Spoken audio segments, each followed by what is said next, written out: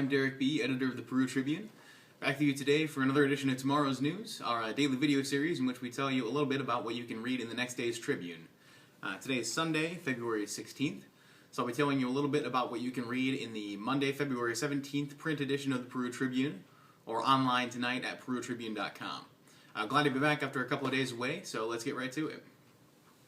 On our lead story, Chad Abshire talked a little bit to city officials and also school officials about what the Obamacare delay means for them.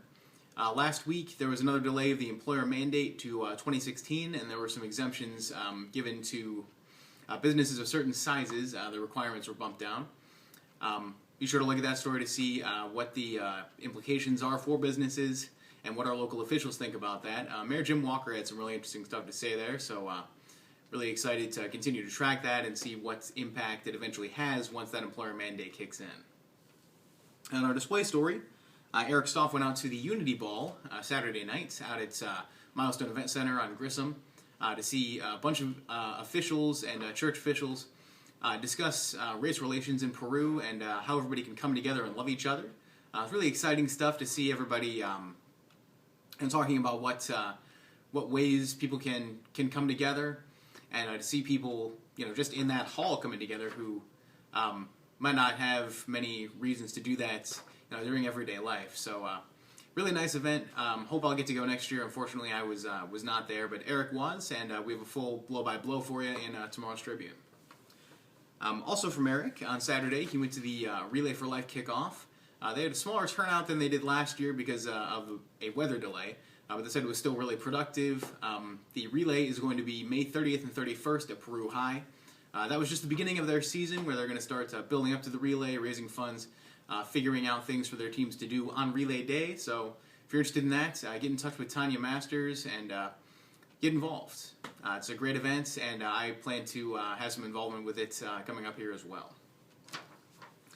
Finally, another story from Eric. He profiled a Bunker Hill man who is a reserve there, who's going to be deploying to Afghanistan in March. That'll be his second deployment. Really interesting stuff. He's originally from Kokomo, but said Bunker Hill is like his second home. And Robert Cox, who's the town council president and also the town marshal, had some really nice words for that individual. Really nice to see folks here in Miami County being patriotic, serving their country, and even volunteering to do it again after doing it once. On the business page, I wrote a story that also has a Howard County connection. That's the United Way of Howard County, which is going to be giving folks free tax help if they made less than $51,000 in 2013 and lived in Cass, Howard, or Miami counties. You can head up to Area 5 on Tuesdays, Wednesdays, and Thursdays during specific hours and get help there. They'll take down your information, do a brief interview, and then 3 days later, all you have to do is come back and sign the forms, which will be completed and you can review.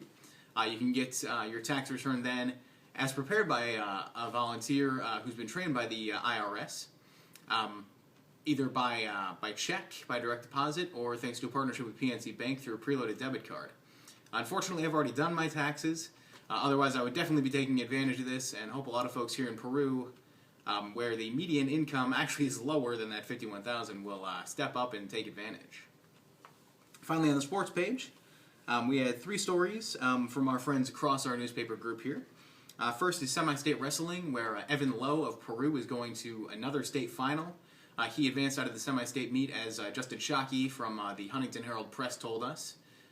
There were two other Peru wrestlers that advanced to the state finals next Saturday at Bankers Life Fieldhouse, and one Oak Hill wrestler. Hope you'll take a look at that story and cheer on our Tigers and Eagles as they go for state glory. Hopefully Nick Roby will be there. I know he's really excited about it. We had two stories about Oak Hill basketball lower on the page from Matt Wilson over at the Marion Chronicle Tribune. Matt went out to the North Miami boys game at Oak Hill. That was at the Swayze Elementary Gymnasium, where they were celebrating the 9-overtime team from 50 years ago. So really cool to see them being celebrated, and also to see that contest, which was a pretty exciting boys game. And we also had a story from Matt about the Oak Hill girls who were in the sectionals this weekend.